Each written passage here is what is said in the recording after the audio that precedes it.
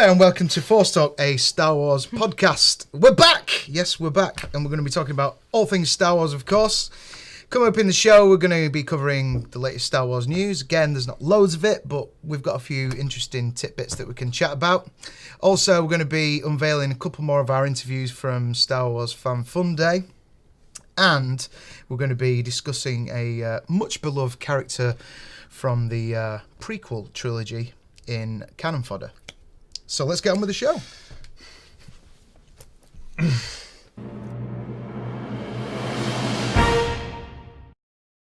It's time for Star Wars news, and we've picked up a couple of things for the first time from the StarWarsUnderworld.com. First of all, now, you've got to take this with a pinch of salt because it could be faked, you never know, but apparently some concept art for the new Han Solo film has surfaced. And what we've got here is, well, what looks like an Imperial ship. It's like an Imperial transport of some kind. We can also see a speeder codenamed the Bumper Car, which includes a concept sketch of Alden Ehrenreich. Are we getting that right now? Are we getting the pronunciation correct for it now? Anyway. I don't think you can. Whatever. Alden. As Harrison Ford described him, the young fella who's playing Han Solo. That will do. Yes, they've done a concept sketch of him next to one of the vehicles, and they've kind of dressed him in the Empire Strikes Back long sleeve. So whether he's wearing the waistcoat or the long sleeve, we don't know this time. And it is waistcoat, by the way, especially if you're from Lancashire. So, yeah, what do we think of this stuff? I mean, obviously, you can see that this particular one here is an Imperial transport because we've got a couple of stormtroopers sat in there. That, in fact, looks like it's, I don't know, that looks like it's like on set plus like a half mat or something, do you think? Yeah, it's tricky to say, really. Yeah. It just looks like a drop ship of some sort.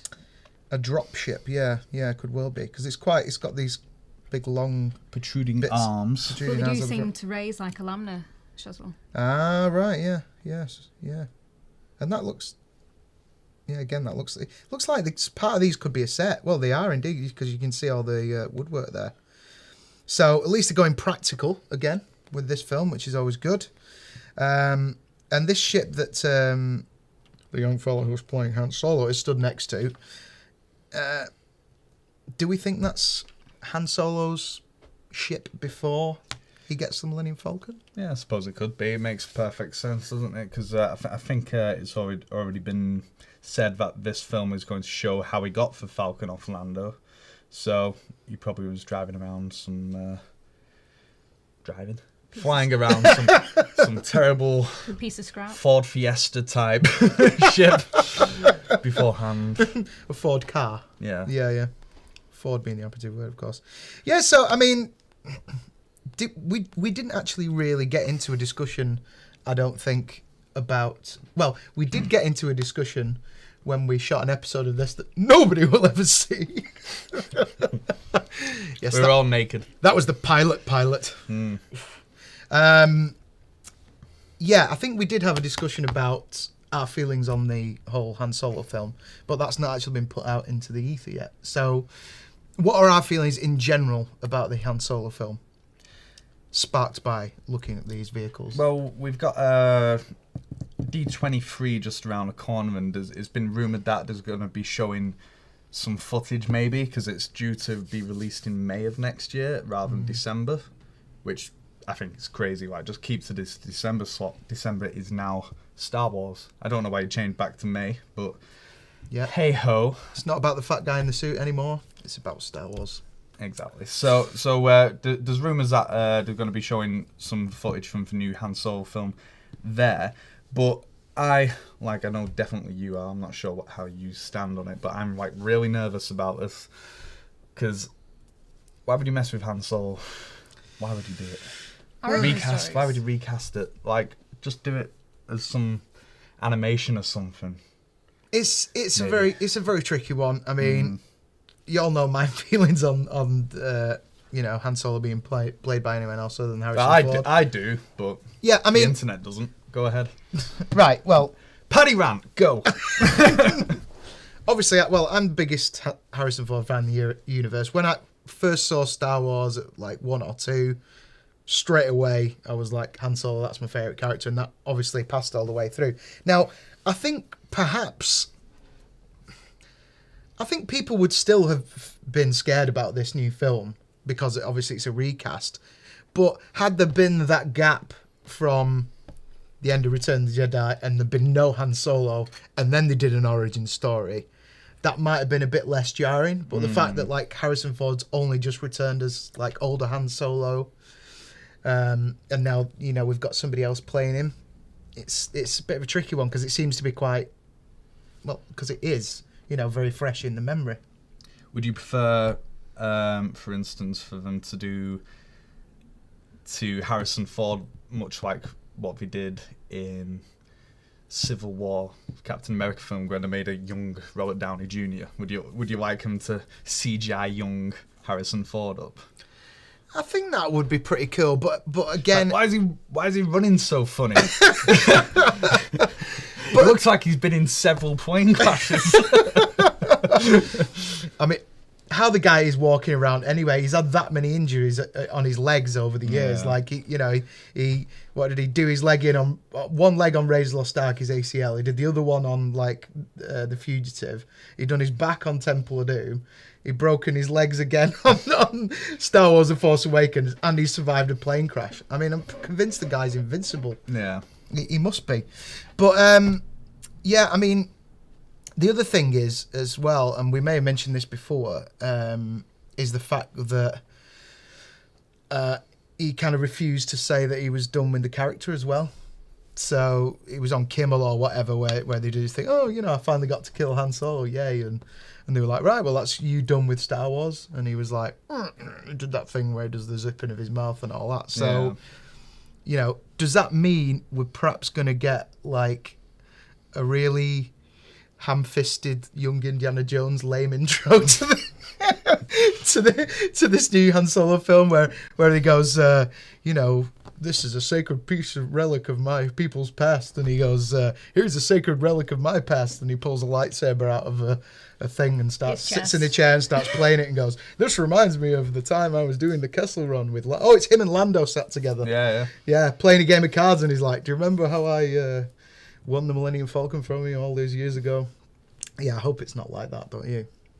What would you like to see out of this film? I want to see how he got his blood stripes with this cortex, or even how he met Chewie. That's what I want to see. Yeah. That would be interesting, because obviously we know Chewie's like, what is he, 200 years old when we're in A New Hope? Yeah. So... And he was seen in Revenge of the Sith. Yes. Yeah. So how was he there with Tarful? Can't remember. Shit. Well, I've heard Chewie was a prisoner, wasn't he? He was being used as a slave, and Han Solo rescued him, and that's how the Life Devils right. set up. Whether that's still canon or not, I don't know. Canon Maybe he was anymore. working in a Kashyyyk supermarket, and Han Solo's just like, I'm having some problem with my car. Can you help give my little crappy spaceship a push? And Went to RSPCA, picked himself a stray. yeah, maybe that's how it works. Who knows? Star Wars RSPCA. I mean, and could they had a conversation like his first, maybe Han Solo's first exposure to the Force is just having a chat with Chewie about the time he was hanging out with Yoda on Kashyyyk and destroying lots of CGI stormtroopers. Han Solo didn't really believe in the Force, did he? Because I was watching New Hope again last night. Yeah. For the billionth time. And he was Never saying, seen it.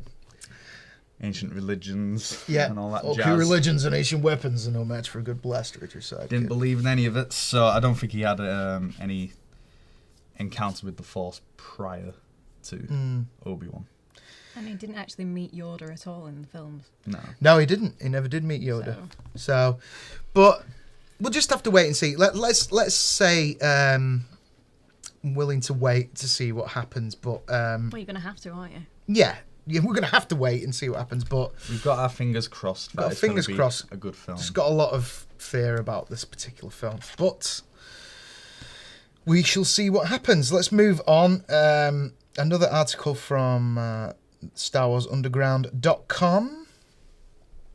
Ian McDormand recorded lines for season 4. I'm just going to stop you there. It's Ian McDermott. Sorry, Ian McDermott. I always say McDormand. I don't know. I know you do. I got that on the It just feels like the natural way to say it. Has recorded lines for season 4 of Star Wars Rebels. That's a rumour, isn't it? So Sam Witwer may be out of a job because he normally does it. Well, he did it for the Clone Wars. He's also voiced Darth Maul in this show, who, well, probably shouldn't say because it's getting into spoilers territory, but yeah. Well, probably give the game away there. Maybe cut that bit. It was kind of strange that they didn't use, what's the name of the guy who did the voice for Darth Maul originally? He's a British comedian. Yeah, Serafinowicz. My turn. Why is everybody in Star Wars so hard to pronounce? I know, it's true.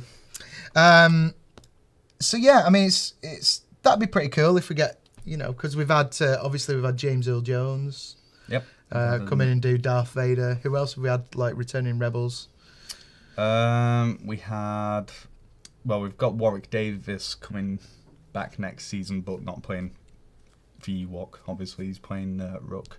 Yeah. So that's not really return as such. It's just him getting used in another part. The actress who played Mos Mothma in Rogue One. She's playing Rogue One. That's right. Oh, Rogue One? She's playing Mos Mothma in Rebels as well. Oh, right. Yeah, okay. right. And didn't we have Billy D? Yeah. Oh, yeah. Of course. Yeah. Yeah. So back as Lando. It gives it all nice consistency if it's not like a slightly jarring, dodgy voice, doesn't it? So if that's true, then great stuff. But it might come in line with all the fact that they were really pushing. They seem to be pushing him quite heavily during the celebration, didn't they? Like they were talking about the scene between him and Anakin a lot, and all that stuff. So would be nice to see more, because the Emperor is my favourite character of all of Star Wars. I'd like to see an Emperor standalone film, personally, but I don't think. What, of how he killed Plagueis? Well, you're obsessed with Plagueis as well. Yeah, I just like Siths. Yeah, just the best. Oh, how lovely. Well, yeah, we'll see what happens, but that'd be pretty cool if I want to see if he wore anything underneath that cloak.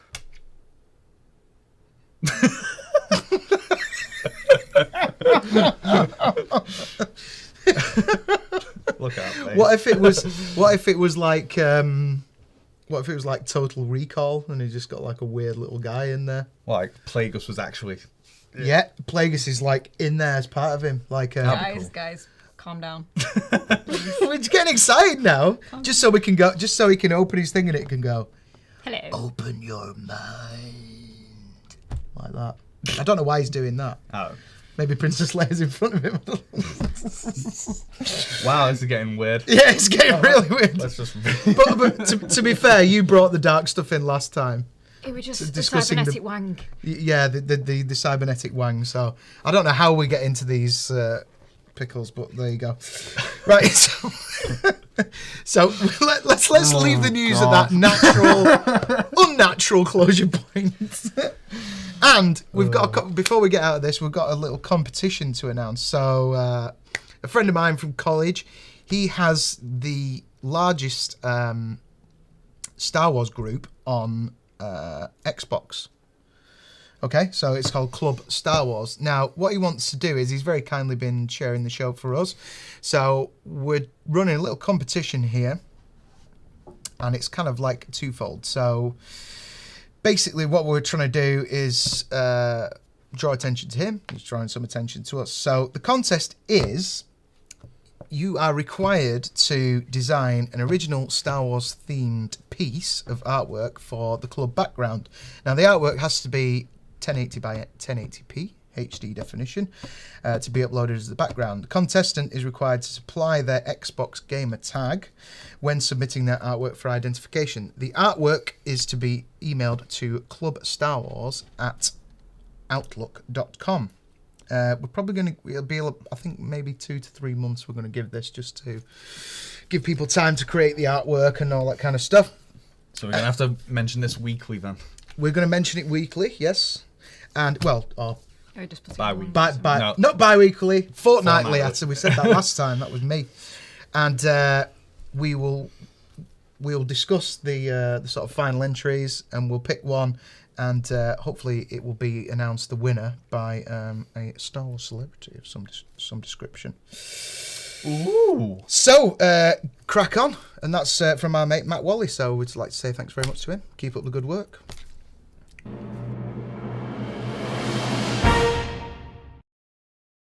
Next up, Cannon Fodder. And we'll leave it up to Nick to tell you who the character is.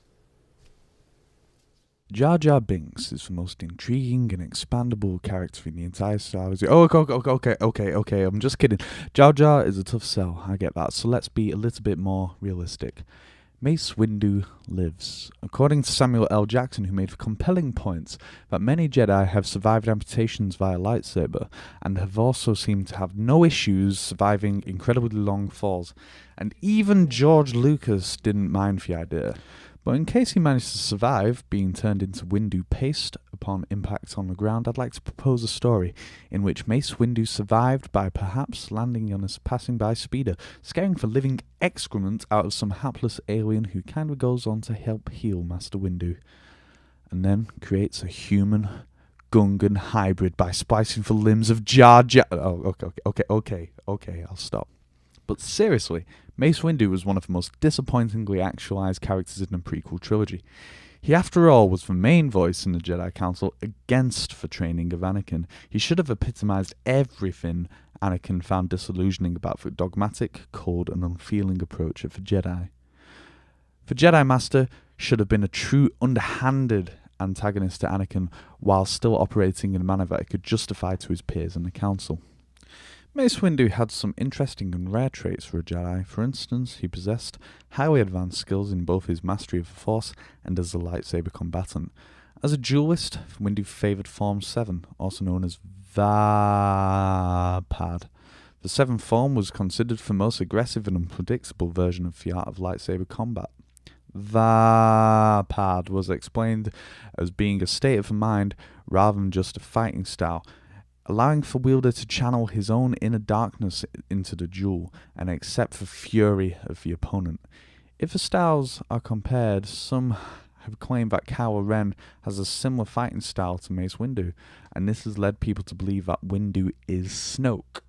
I frankly find it to be an unappealing and unattractive theory, however, as I have previously let my love for the Plague of Snoke theory be known, and I won't waste any of your valuable time discussing it further.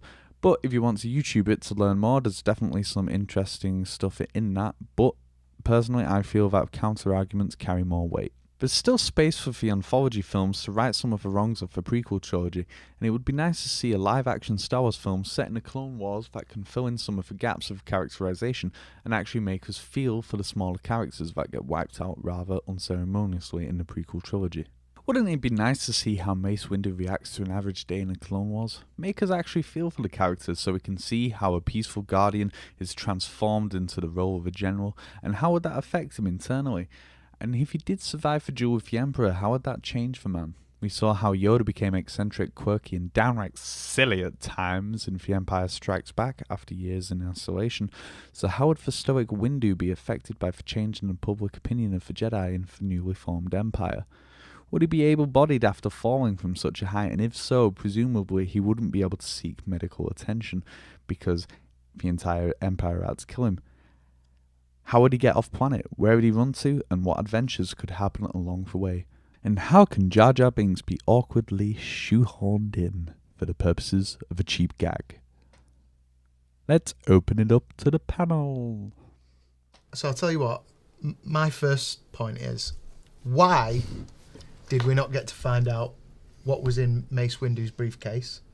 I think you're thinking of the wrong film. Oh, you see, there's no... And why did Dex not serve, big kahuna burgers in that diner that Obi-Wan Kenobi went into? Oh, it's because Bamford is a filthy animal. Mace Windu does not eat filthy animals. Big Bantha burger. So, no. Yeah. So, Mace Windu. Lead on. Well, what do you guys think?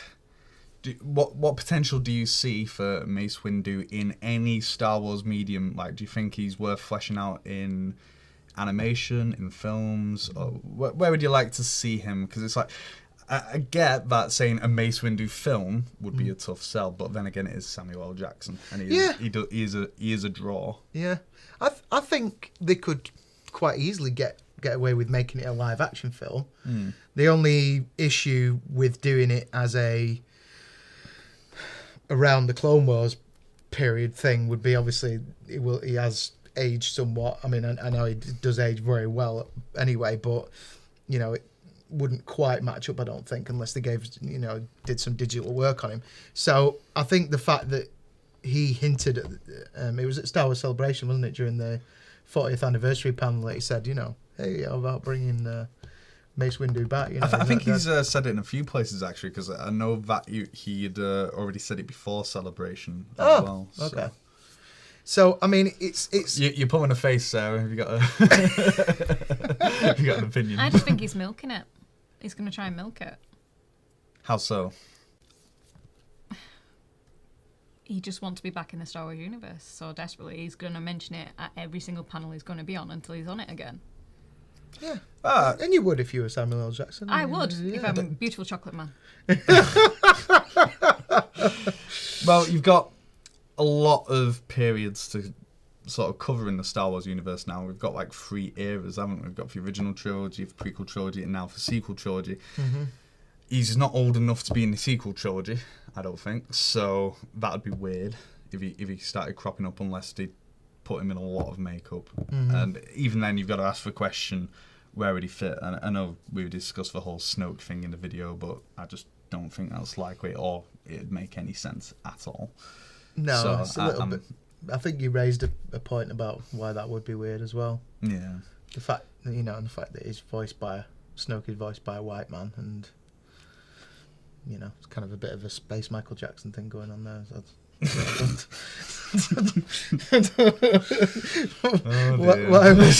why would he all of a sudden, become a white guy?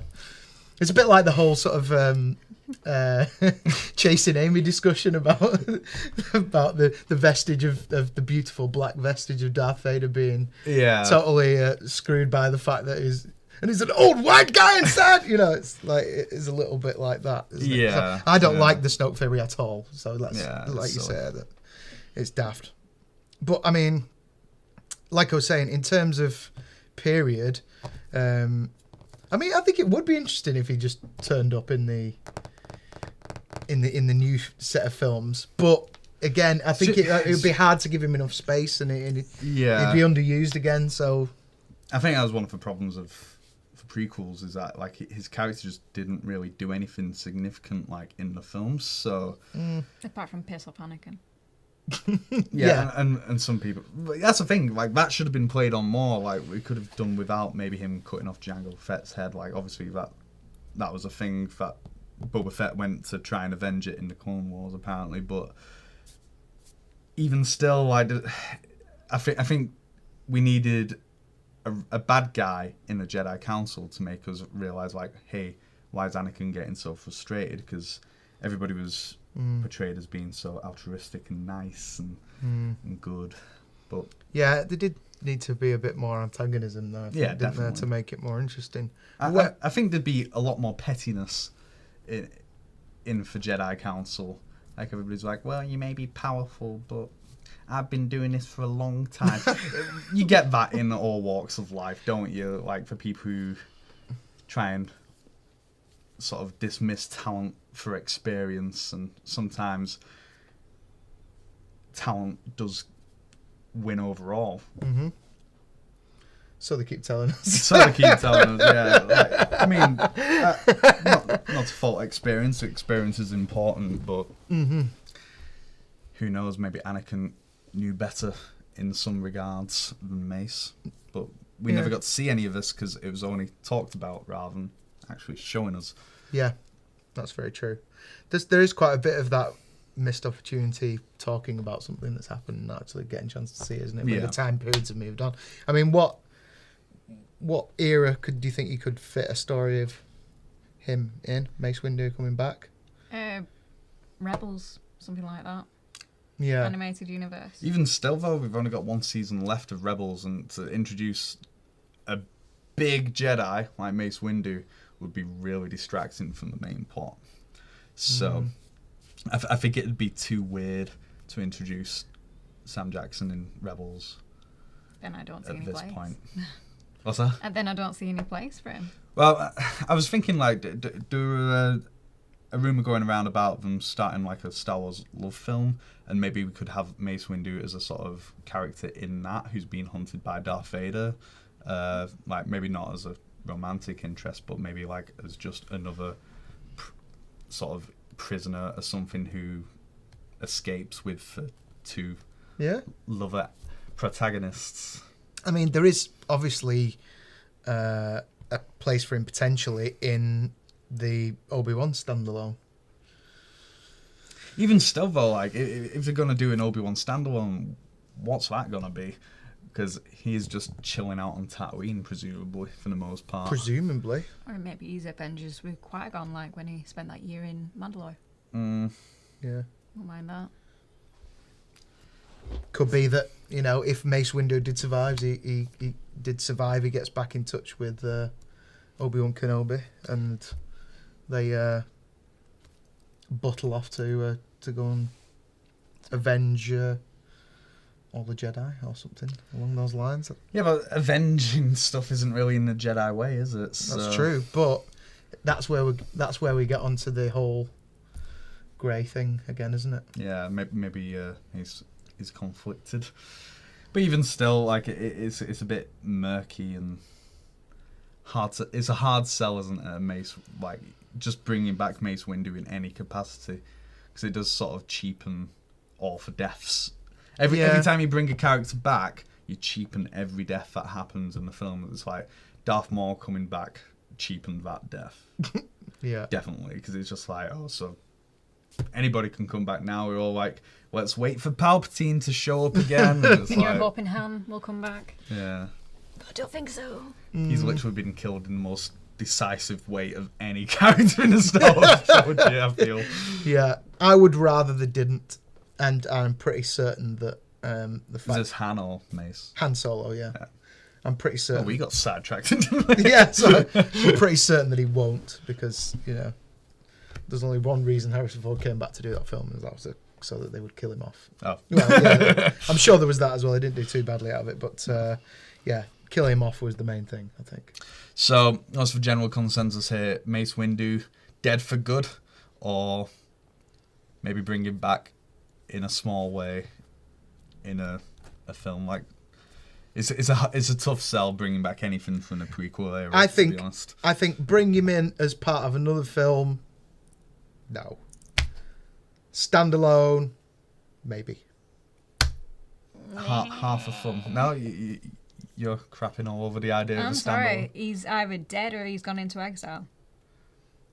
That's the only way I can see. And if he is in exile, is he all messed up? He's very bad. So what's he doing in exile? Just waiting to die, or possibly he could be doing what Yoda did, because Yoda went into exile after the fall of the Jedi Temple, didn't he? Yeah. Mm-hmm. Could he not have done the same? Because he failed in bringing down the Sith. Yeah, he could, but also at the same way, you've got to imagine he's in Coruscant. He's just been lightning his phone several stories. Even if he can use the Force to stop him from, like, hitting the ground with such impact, I can't imagine he's getting out of that without, like, at least breaking his legs up to, like, just... He's never walking again, let's put it that way. Cybernetic wang discussion. I mean, you could potentially create out of the three characters who went into exile the most kind of boring Godfather 2 style Star Wars story. Parallel threads of all three characters and their making of soup on whichever planet they're inhabiting from now on. So, yeah, it has problems. At least Thinking about seagulls. Seagulls? Why? That's that song, isn't it? It's a song. Oh, so a flock of seagulls, right? Okay, yeah. No, but No. All right. Never mind. It's that bad lip reading of Yoda. Oh, right, yeah. Okay. Sorry, I totally missed that. Let us know what you think about Mace Windu. Bring him back, or is he just dead? Mace Windu. Mace Windu. Look through the Mace window and Do you tell know us what? if Mace Windu will be back. While recording that segment, I said window so many times. It's so hard not to say it like under pressure.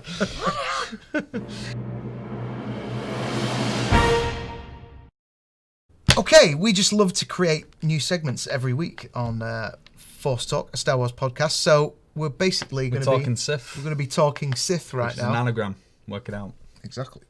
So, Nick, you discovered a clip of George Lucas at was it a graduation or Something like that. Let's play it. Boom! Of one thing I discovered along the way is that several speakers up here have talked about happiness, and I've discovered along the way that happiness, you live in two worlds here.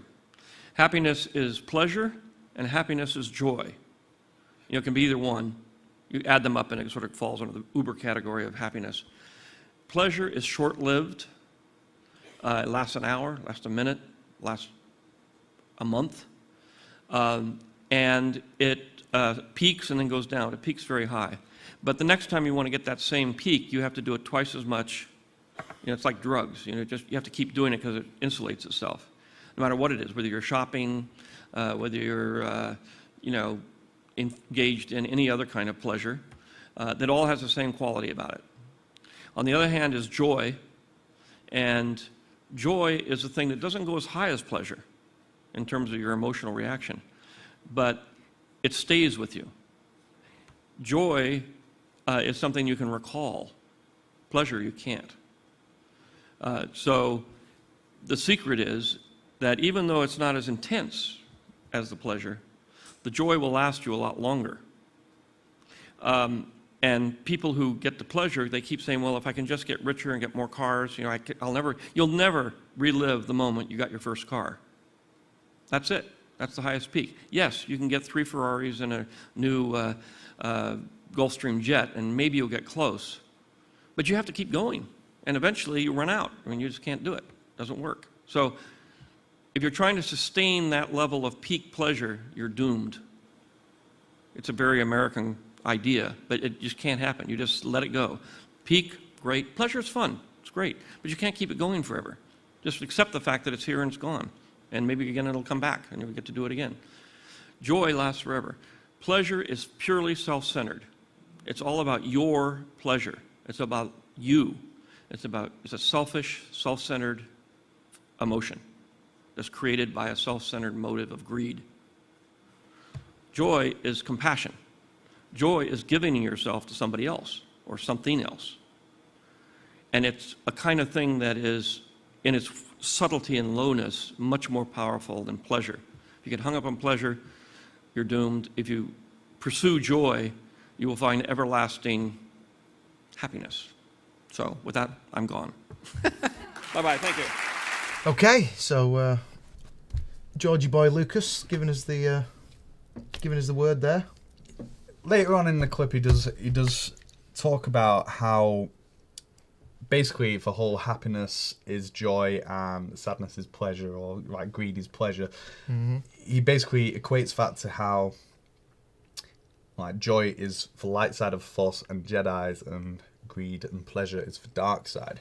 So the argument that I want to sort of bring up is the introduction of grey Jedis just completely crapping all over everything that George Lucas has ever tried to set up in Star Wars? Because it's an interesting point. He's not got his hands on it anymore, so the whole theology that he brought to it is now essentially out of the window. It's up to Pablo Hidalgo to sort of figure out what he wants to do with it. So is this the way they're going, and are they getting it wrong, is what I want to bring up. Well, first of all, just so you can like school me, because I know you know a little bit about it, or well, a hell of a lot more about it. The whole Bendu idea, where was this like first introduced? Like, was this an expanded universe idea before? I think there's always been in the expanded universe an idea. Like I don't think they've ever like. I think Bendu is a name that came about fairly recently, but right. But Grey Jedi started from the Old Republic days. Like there was the Grey Paladins, the Right. Imperial Jedi's, Imperial Knights. Sorry. Okay. So yeah, that's what I meant. The Grey Jedi, but they've just recently started referring to it as Bendu in Rebels. In Rebels. I'm the bit in between. Right. Okay. So, so presumably, does that mean that if it was in Rebels, then George Lucas may have known about that being an arc? Well, how old's Or the not? clip? How old is that? I think we're going. It looks pretty recent. I think it's a few years old. He doesn't now. age. Yeah, he really doesn't. Like he's basically looked like this since 1999, hasn't he? so to Just try the hair and, went fully white, and then he just kind of looks the same. Same glasses, same shirt. But what I mean is, like, you know, if he knew he was going to let it go, you know, he was letting the you know, the whole Star Wars will go, then was he happy for them to then expand that idea? And he's made his point about what the light side and the dark side is, or they've just, you know, taken that idea and run with it. I mean, it's possible. It's definitely possible. That video is 6 years old, so that's before Rebels was about. Right. So Before Rebels were even a twinkle. Mm-hmm. Then. Yeah. a twinkle in the milkman's eye.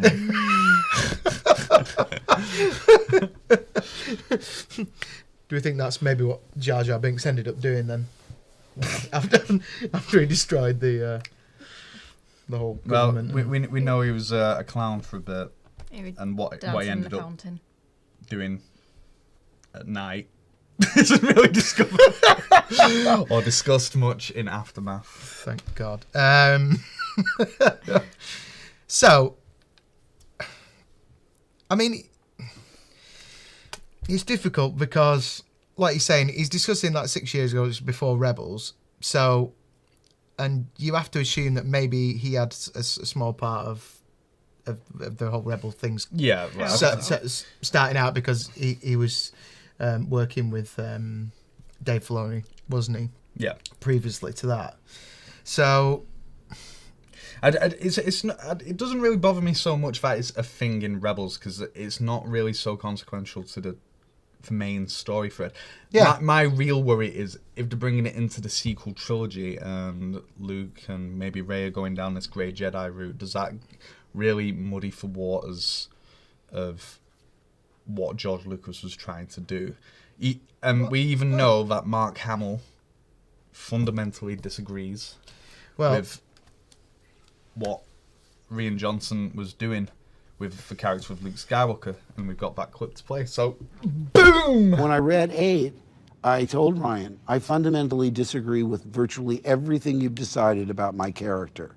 But, you know, other than that, I can't really describe more, but it was as shocking to me to read what Ryan had written as I'm sure it will be for the audience. Do you make a turn to the dark side? Is that possible? It's possible. Anything's possible. You know what happened? I read one theory and I said to Ryan, I said, this is the one I want to do. And it was... Did you have a say in it? No. So there you have it. Strong words from the Hamill. Exactly. So we're seeing even he's uncomfortable with the way that at least the character of Luke Skywalker is going. So does this sort of point us in a direction that is like going really far from what George Lucas was originally trying to do in the original trilogy and even the prequel trilogy to some regard, because you got the light and dark very clearly defined in both them films, and now we're getting an in-between, maybe. I think that's pretty much the way it's going, isn't it, in the sequel trilogy.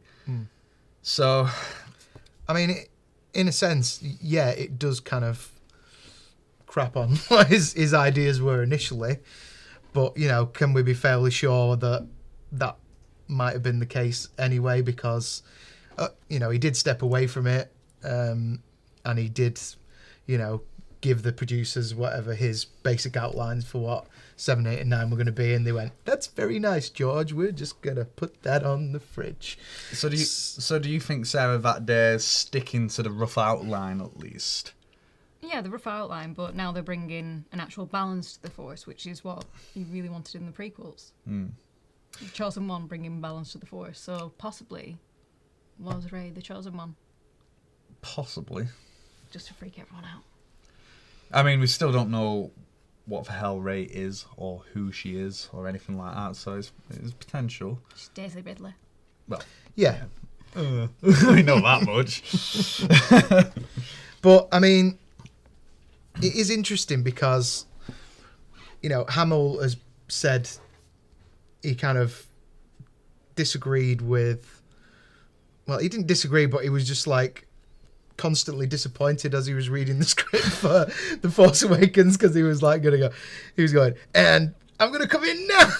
Like, I think his favorite bit was like when the lightsaber ends up in the snow and then you see it shaking, and he was like, "Okay, here I come." I actually genuinely thought that was going to be him there as well. I think that would have been a bit Doctor Who-y and sort of like a bit cheap in a way, but even still, I wouldn't have minded that. Yeah. And we're getting a bit off topic. Yeah. So, but what I'm saying is he was disappointed with that. He fundamentally disagrees with the way his character has been painted in the new film, in The Last Jedi.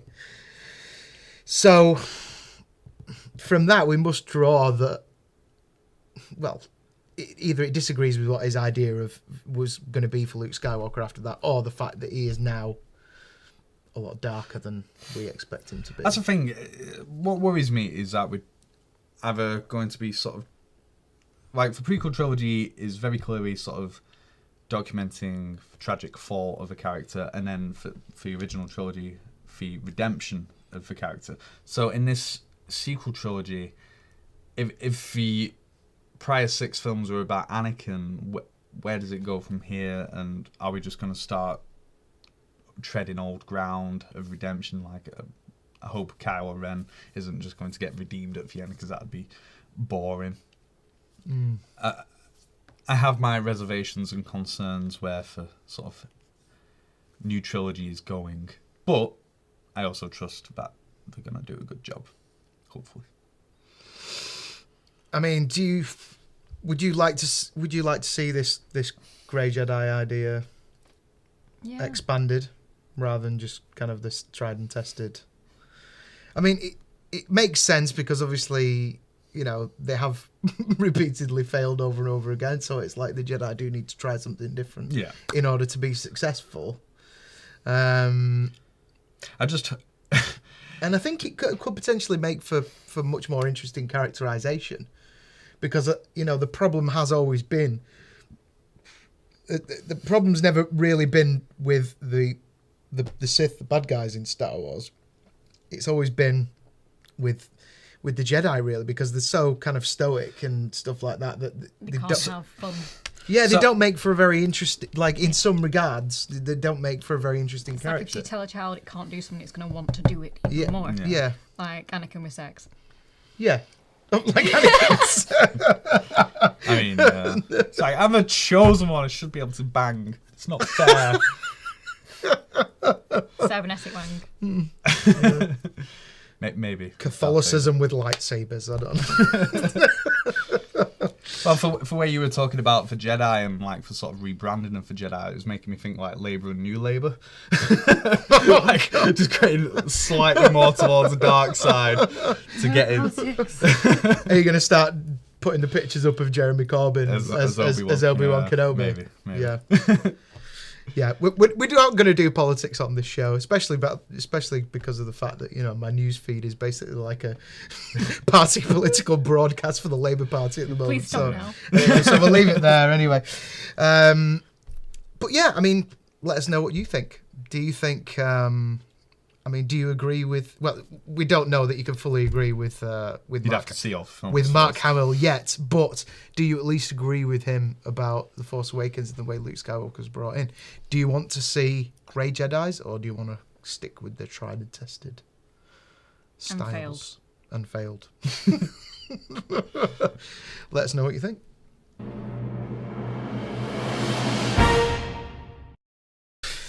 And here's another interview from Star Wars Fan Fun Day and my chat with Jimmy V, a.k.a. the new R2-D2. Beep, beep. Okay, I'm sat here with Jimmy V at Star Wars Fan Fun Day, Day 2.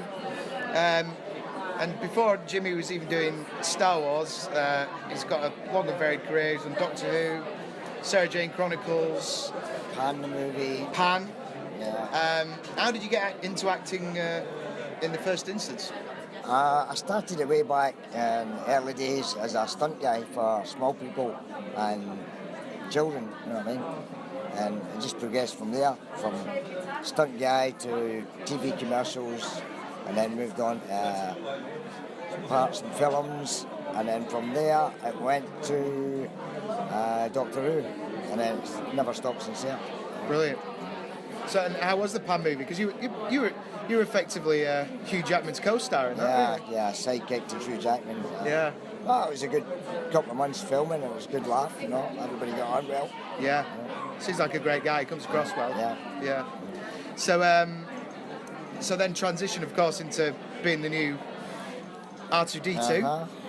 And I believe, well, I assume you knew Kenny anyway from conventions. Yeah, we knew Kenny from other. I had worked with Kenny on numerous films and pantomimes, things like that. So yeah, we knew him well. You know. So when it came to the point that you were going to transition over when you were working on The Force Awakens, you know, what advice did Kenny have for you? I knew most of the stuff because we used to talk about things over the years that we worked together, and it was just a case of like, if you're going to do it, do this, do that. You know what I mean? How to stay like that, and little trade secrets that you don't want to give away. You know? Okay. Well, we don't want to know fully the inner workings of R2-D2, but did they put the pictures inside for you this time? Or? No. No, I never kept any of his either. So you did a fair bit on Force Awakens then? Yeah, well, Kenny was there as consultant, so... Sorry? Kenny was there as a consultant, you know. Right, okay. So he was telling us what was what. Yeah. Directing you on set? Okay, great. And obviously you've just done The Last Jedi, which we can't talk about just yet. Can't talk about. December the 15th. Yeah. December the 15th, we look forward to it coming out. So thanks very much for chatting with us, Jimmy. No problem, Pat. Nice one. Cheers. And now we're going to dip back into some of the interviews that we recorded at Star Wars Fan Fun Day. And as you know, there's just 3 of us here this time. Because Michael's on his holidays, showing off how vastly wealthy he is. When he's not doing his day job, he's sitting about in budgie smugglers. Swanning about in budgie smugglers. See legs. the picture. And sipping cocktails and all that stuff. But he did do one of the interviews at Star Wars Fan Fun Day. So here is Michael having a chat with Taylor Gray, a.K.A. Ezra Bridger. Right, well, I'm here with Taylor Gray from Rebels. We're at Star Wars Fan Weekend. So, just got a few questions for you, if that's awesome. Okay. Yeah. Right, well, first of all, I just want to know how you actually got into Rebels, how you got the role of Ezra, because obviously you worked as an actor before on Bucket and Skinner and a few other shows, so... I got the script and sides from my agent, my theatrical agent, the way I would anything else. But it was a little weirder because they asked me to go record it in a closet. Right. And so I went into a closet, read all the lines, sent in the tape, and didn't hear anything for like a month. Right. A month later, they asked me to go to the studio, and I recorded with Dave and the producers, still unaware that it was Star Wars. Yes. And a week later, I got a call, you got the gig, and it's Star Wars, which was amazing. Amazed, yeah. And did you know what the role was? Did you know it was going to be Ezra or training Jedi? I knew, they said it, once I got the role, they told me he was going to be the new, they were like, it's the lead of the show, that's one thing we know, and he's going to become, or he has, what they said is, they said he has innate abilities, and in Star Wars you're like, oh, well that's the Force. Yeah. And so we quickly figured out he's a Jedi. Yeah, that's cool. Yeah. So what's the process when you record an episode? Do you just get given the lines for that episode, like say the actors who are in the films, or do you get to read through the whole episode? We get the whole script, although at times if there are episodes that are big episodes, like a finale, and we're not certain actors or we are not in a page or two, we won't get those pages for big episodes. But otherwise, if we're in it, we get the whole script. Yeah. So is it a surprise for you when you actually see the finished finales? product? Yeah, like season 4 finale, I don't even know what the last handful of pages are. Right, it's amazing. So what is it like for you? What's it like for you when you see an episode? You're quite often surprised when you actually see the animation. Yeah, I need to see more. They screen it for us at the Disney building in LA, which is like watching it in a movie theater. So the sound is amazing, and that's the best way to watch it. I miss some here and there. I always have it recorded on my TV at home. on my TV at home. Yeah. But it's always fun to watch it because I don't see any of it. We do the voice, and then next thing you know, there's all this production behind it, and it is what it is. Yeah, it's great. And do you get a lot of guidance from Dave Filoni? Oh yeah, he's an incredible director. Yeah, he's cool. So what's your favourite episode of Rebels? Is it one we've seen or one in season 4? Yeah, probably the first episode we ever did. That's nostalgic and a favorite of mine. The Twin Sons was really cool, and then the season 2 finale with Maul and with Maul and then Vader and Ahsoka. All of that I thought was amazing. Cool. And who's your, obviously not Ezra Bridger, who's your favourite character in Rebels? If in Rebels, I'd say the Bendu. The Bendu, yeah. Yeah, I cool. really Tom like the Baker. Bendu. Yeah, amazing. Yeah. And just last question. Now, obviously, Rebels is coming to an end at season 4. What's next for you? Have you got any other? Yeah, plans in the Star Wars I just started on a new television series in the U.S. We shot for 2 months. I actually wrapped this last week. It's called In the Vault, and it's far removed from Star Wars. It's like college kids or university, as you guys would have it, in a dorm room. And it's like a murder mystery kind of show. Sounds cool. Yeah, that's really good. Yeah. And, do you think you'll be coming back to the Star Wars universe in the future? I hope so. I definitely hope so. So do we. Yeah, amazing. Great. Well, thanks very much. Awesome. Nice Thank to you very see much. Thank you, Taylor. You got it. And that brings to a close another Force Talk, a Star Wars podcast. We'll miss you. Don't forget, if there's anything else you would like to suggest us covering, talking about, or generally taking the mickey out of. We don't take the mickey out of Star Wars. Star Wars is sacred. We take the mickey out of Nick, that's all. Yeah, we do that. Michael will be... And Michael. Definitely Michael. Especially since he wasn't here this week. He'll be back next week, so we'll be back to the big 4 rather than the big 3 that we've been today. But if you'd like to make any suggestions to us, drop us a line on Facebook at SW Force Talk, on Twitter at SW Force Talk. You can also be really hipstery and find us on Instagram as well. So, until next time. Force Talk. That's not a catchphrase, is it? Force yourself. May the Force be with you.